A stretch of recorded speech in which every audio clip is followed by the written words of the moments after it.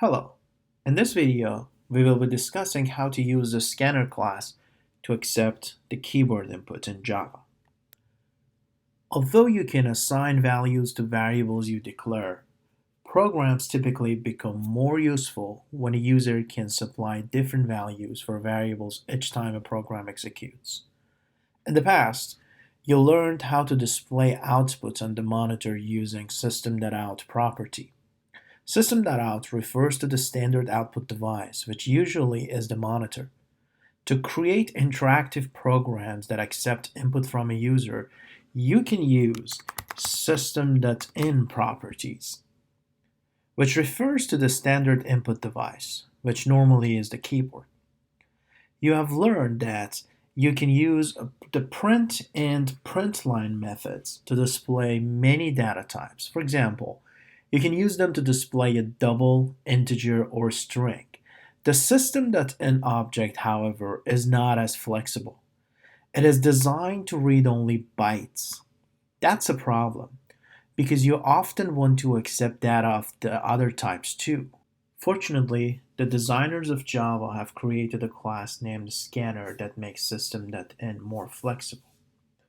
To create the scanner object and connect it to the system, we need to first make sure the utility class is imported. Okay, let's go ahead and write a small program that uses a scanner object.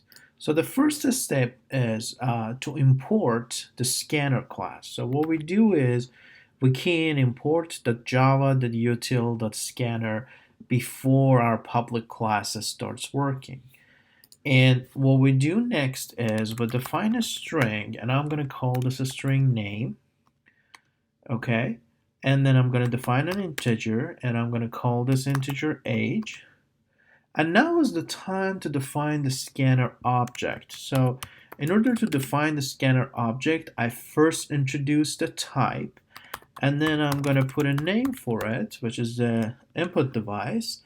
And then using keyword new, I'm going to use the constructor of the class scanner with passing system.into it.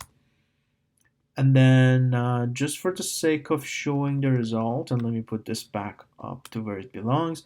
So to show the result, I'm going to use a system.out that you guys are familiar with. And I'm going to call the function print of system.out. And within there, I'm going to just say, hey, please enter your name. And as you remember, what happens is anything that you put here as a string literal is going to now get printed into the output. So when it happens, I want to read the name off of the user entry. So what I do is I set the name to be input device. If you remember, I defined my object to be named input device up here. Okay, so I'm calling the same object input device. And off of the methods applicable to this object through its class, I'm going to call next line. So basically, this one is going to read the string, which is on the line. And then the other thing is now I want to ask for the age. So I'm going to go ahead and say system.out. And I'm going to print to the output. And I'm going to ask, please enter your age here now. Okay, and I'm just creating something like a prompt for it. And then, of course, I'm going to read age. Again, notice how I use it. I'm going to call the object name first, and from the methods of the object name, I'm going to go ahead, and this time I'm going to call the method next integer because I want to read next integer. And very soon I'm going to talk to you about these methods. For now, let's just go through it, write a simple program that shows how it works, and then we're going to go ahead and look into all the possible methods. And at this point, because I want to create let me just go back and fix this. I believe I made a mistake here. Yes, so I'm going to do a print line, and within that print line I'm going to say, hey, your name is, leaving a space, and I'm going to concatenate name here, and again I'm going to concatenate, and now let me just add the space, and you are here. Again, I want to concatenate age, and then I want to concatenate years old, and that simply finishes our program.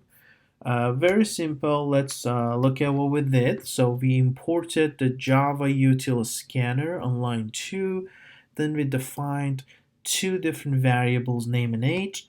We created an input device object, which is an object of class scanner, and using the scanner constructor of the class, we passed system.in to it.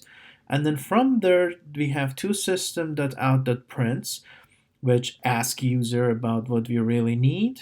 And then the scanner object reads the line when we are scanning a string in, and then reads the next integer when we want to scan an integer in. Let's run this and see how it works. So as you can see, it says, please enter your name. I'm going to put Ali there, and it asks me to please enter your age, and I'm going to put 39. And as you can see, it responds back, your name is Ali and your age is 39 years old. So very simple, very straightforward. As you can see, we can use the scanner object to read an input from user. Now let's talk a little bit deeper into how this thing works. So looking at line 8, where we define the object, notice that the portion of the statement onto the left of the assignment operator, which is a scanner input device, declares an object of type scanner with the programmer chosen name of input device, which I decided that to be. In exactly the same way that you define an integer age on line 7. Okay, that's absolutely the same thing. It declares an integer with a programmer chosen name age, and this one actually creates a scanner with the name input device. The portion of the statement to the right of the assignment operator, which says new scanner system.in, creates a scanner object that is connected to system.in property. In other words, the created scanner object is connected to the default input device. The keyword new is required by Java. You will use it whenever you create objects that are more complex than the primitive data types. And I'm going to have more information about this in the upcoming videos. So the assignment operator in the scanner declaration statement assigns the value of the new object, that is the memory address, to the input device object in the program. The scanner class contains methods that retrieve values from an input device. Each retrieved value is called a token. And a token is a set of characters that is separated from the next by a white space. Most often, this means that data is accepted when user presses the enter key. But it is also could mean that a token is accepted after a space or tab. Now, we will soon look at a table that summarizes some of the most useful methods that read different data types from the default input devices, and each of those is going to retrieve a value from the keyboard and return the token to the correct data type. Yes, and here's the table. So let's take a look at the methods you can use. So there is a next double method. So basically the way you do it is input device dot next double, which retrieves input as a double. You have next integer, which we just used it in the program, that retrieves the input as an integer. We have the next line, which retrieves the next line of data and returns it as a string. As you notice, I used this method for getting the name. And then we have the next, which retrieves the next complete token as a string. And then we have the next short, which retrieves input as a short, and so forth, with next byte, which returns a byte, next float, which returns a float, and next long, which retrieves input as a long. For the last two, note that regarding the next float, when you enter an input value that will be stored as a float, you do not type an F And the F is used only when constant coded within the program. So there is no need to define F for the float or L for the long when it comes to the input values, because we're not assigning a constant. That is something the user is giving to us, and therefore no need for those. Also note that the scanner class does not contain a next char method. And you would logically think, because we have a next data type for every single one of the data types we already have been introduced to, and next char should be there, which is not. So to retrieve a single character from the keyboard, you can use the next line method and then use the char at method in order to get the character at a specific point. Later down the road, when we talk about the strings and a string builder, we will talk about the char@at method of this function. So remember, if you use any of the scanner methods and the next token cannot be converted to the right data type, you will receive an error message. And it is important to know this is only because the data type that user is inputting is not actually same as the data type you're expecting to receive. Let's take a look at one of these possibilities. What I'm going to do is I'm going to rerun this program, and now this time for the name I'll put Ali, but for the age I'm going to put 19 and a half. And as you can see, an error just occurred because of the fact that our program was hoping to get an integer over here while I enter the double. So this is something that you will learn how to recover from in the future videos, but not for now. And for now, you just will have to trust the user to enter the correct type of the data before you learn about the error handling. So let me go ahead and rerun this so we have a clean run. And again, if we do it the way it should be, as you can see, everything works without any problem. The literal string contained in the print statement that appear before each input statement, so basically these guys, this one over here and this one over there, right, are called a prompt. A prompt is a message that is displayed for the user that requests and describes the input. Interactive programs would work without prompt, but they would not be a user-friendly program because user will not know what are you expecting to be entered. Each prompts in the getUserInfo class ends with two greater than signs and a space, which we actually added over here, okay? And this punctuation is not required. This is something that appears to be very popular in the prompts amongst the programmers, okay? But anyway, you're not mandated to use such a syntax like this one over here and that one over there, okay? You might prefer to use a series of periods, several dashes, just few spaces. That's absolutely your choice. Just do the one that you prefer. But remember, you want to always keep it the same. So what is very important is the consistency. Also, it is legal to write a single prompt that requests multiple input values. For example, instead of this one over here, I can just write down, please enter your name, age, and address. And this is absolutely legal. There is nothing wrong with it. The user could then enter the three values separated by white spaces, tabs, or enter key press. The values would be interpreted as separate tokens and could be retrieved with three separated next line command, next integer, next line command, and so on and so forth. Those method calls are going to just fit in there, okay?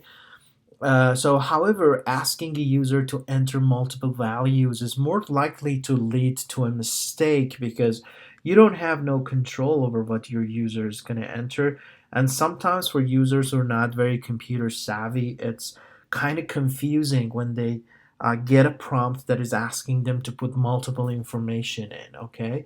For example, if a program asks a user to enter a name, address, and birthday all at once, the user is likely to forget one of the values or to enter them in the wrong order.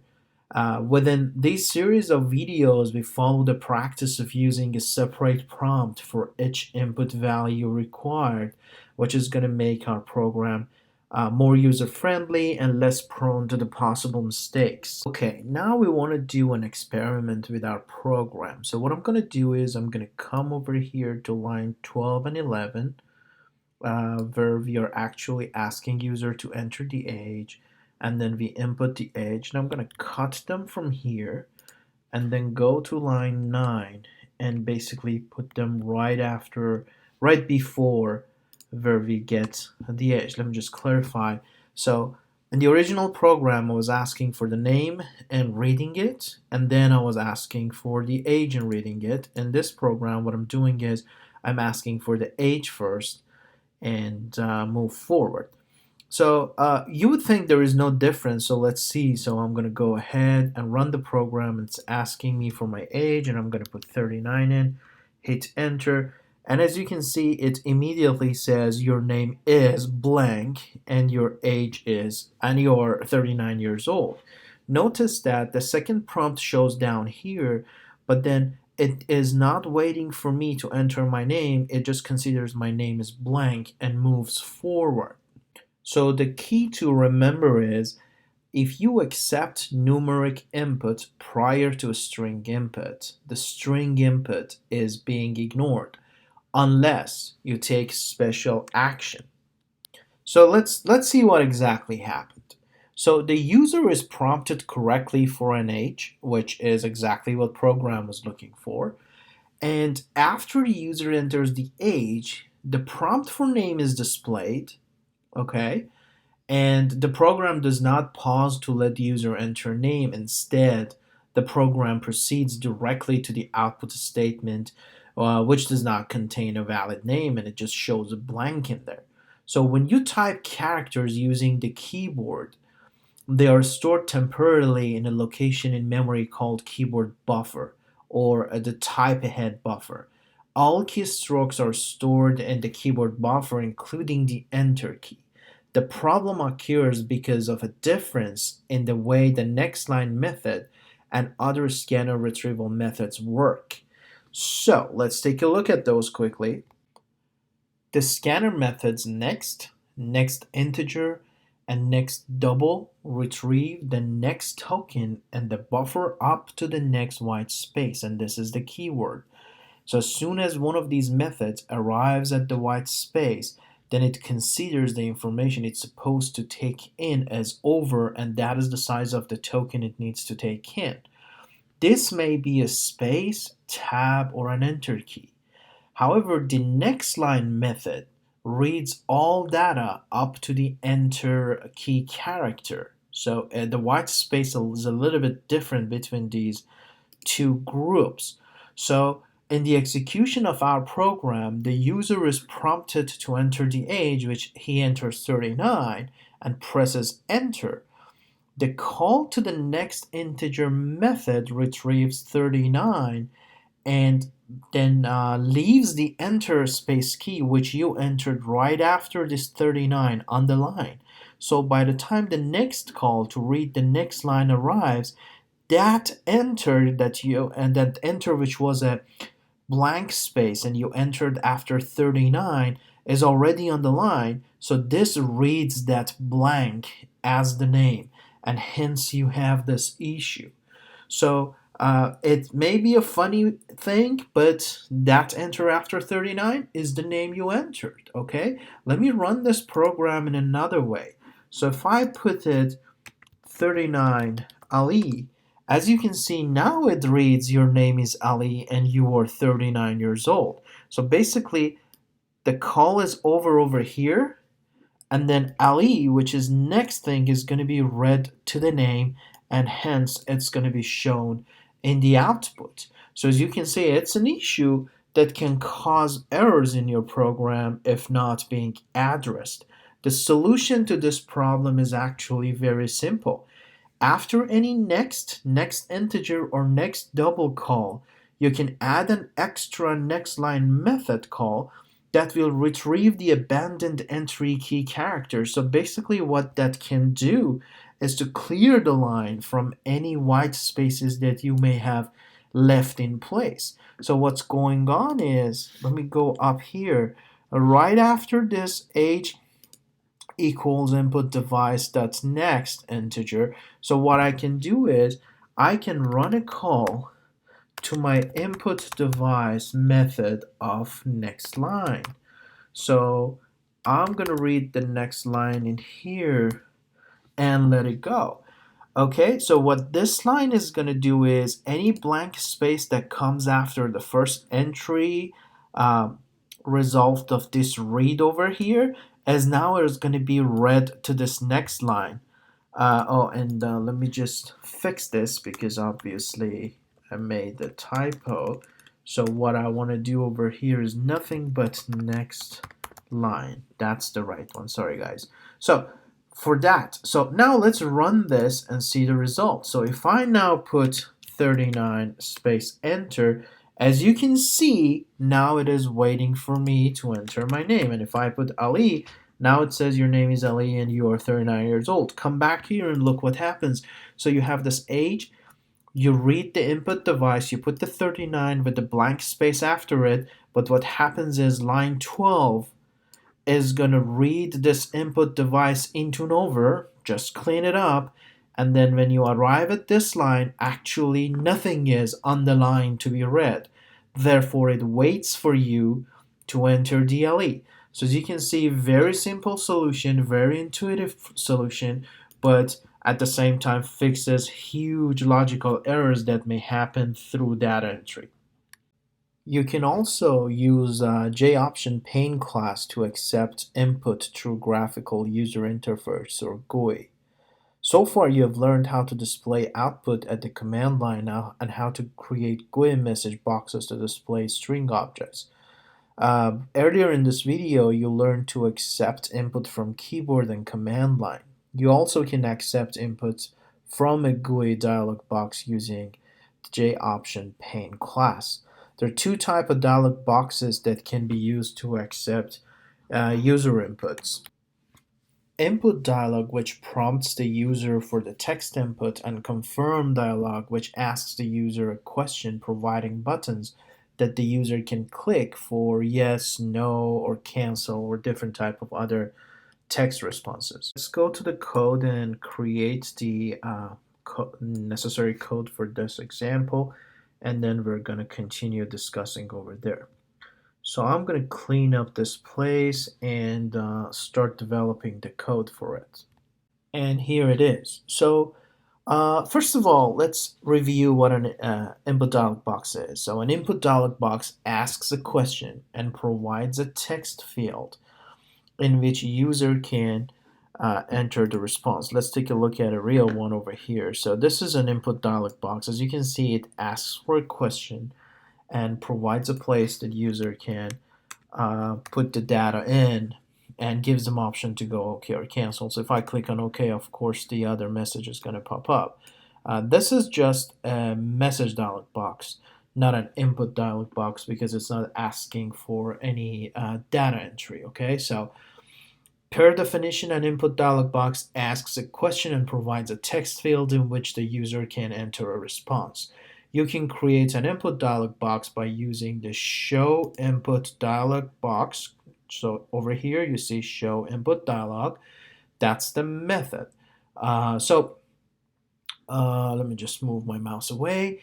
6 versions of this method are available, but the simplest version uses a single argument, that is the prompt you want to display within the dialog box. The show input dialog method returns a string that represents a user's response. This means that you can assign the show dialog box method to a string variable. Look what we did over here. So we defined the string result first, and then as you can see, we called the show input dialog method of the JOption pane and assigned it to the string result over here. Okay, so it's pretty straightforward that how you can return and save the statement or whatever it reads, the token, back into a specific variable. In this case happens to be the result. Okay, so Again, if you look at the code, the application creates an input dialog box containing a prompt for the first name. Then user enters the first name and then clicks OK, and then the result string holds that value, and then through JOption pane show message dialog command, we are actually going ahead and showing that result out back to the user. A different version of show input dialog method requires 4 arguments that allow the programmer flexibility in controlling the appearance of the input dialog box. The 4 arguments to show input dialog box include the parent component, which is the screen component, such as a frame in front of which the dialog box will appear. If this argument is null, the dialog box is centered on the screen. The message the user will see before entering the value. So usually this message is a string, but it can actually be any object. The other is the title to be displayed in the title bar of the input dialog box. And the other one is a class field describing the type of dialog box. It can be one of these. It can be an error message, information message, plain message, question message, or warning message. Let's play with this a little bit. So what I'm going to do is I'm going to add default name LE. I mean, you never do it like this. You just put the LE as default name, but I just want you to see how it's going to change our message box. If we run it this time, you're going to notice that the default name LE is pre-populated in the text box. So you can decide what is going to be the default name. Let's just click on OK, get it done. And then the other thing that I can do is I can actually go ahead and delete this. And this time what I can do is I'm going to add the code. So basically what I add is a name entry title.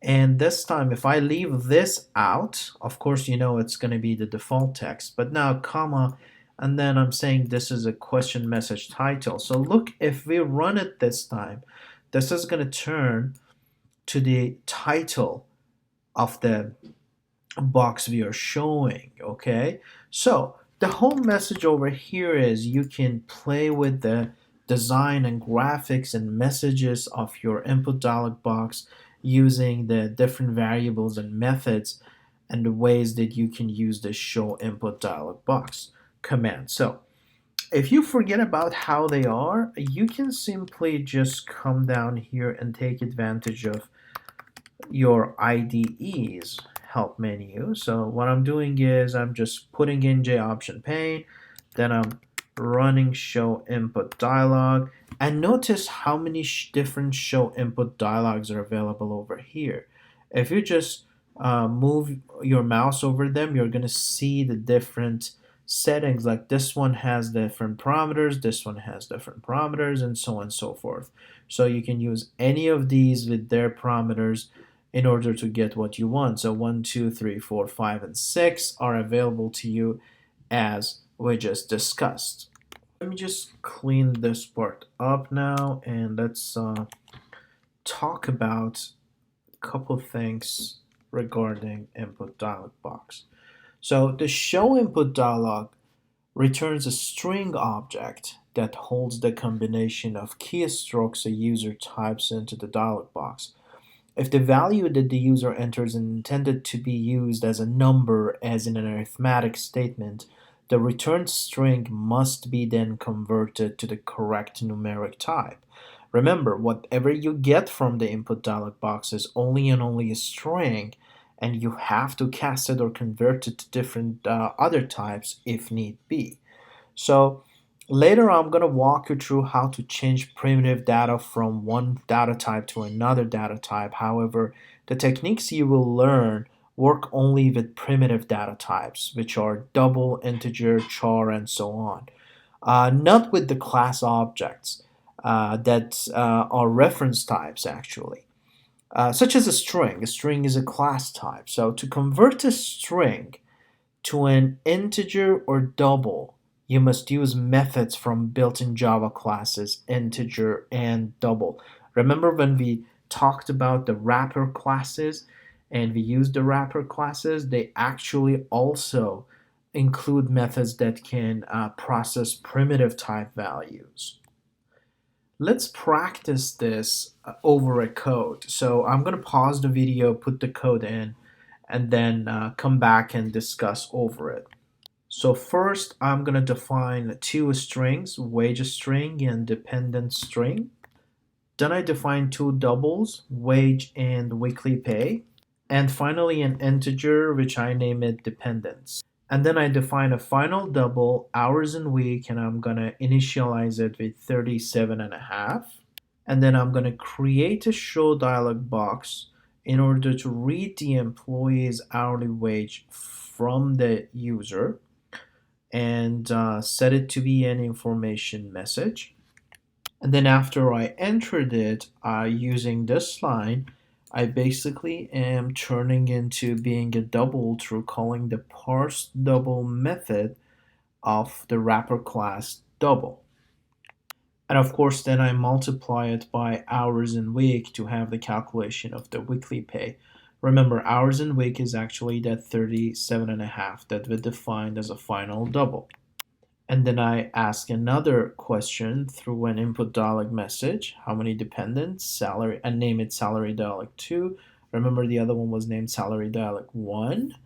And of course, the next is going to be to turn this into a number, which happens through using integer.parseInt on the dependent string. Again, you see we're using a method of the wrapper class. And then for my output dialog message to say, hey, weekly salary is, and then I put the weekly pay here. Deductions will be made for, and I put the dependents here, and finally the literal string of dependents, which is going to finish this part. Okay, now it's the time to quickly run our program and see if it works without no problems. So when we run it, the first dialog box is going to show up. Notice that we decided the title for this dialog box to be salary dialog 1. Okay, and it's asking us, hey, enter the employee's hourly wage. Let's say it's $45 an hour. We click on OK, and the next one comes up. Again, remember we decided the title to be salary dialog 2.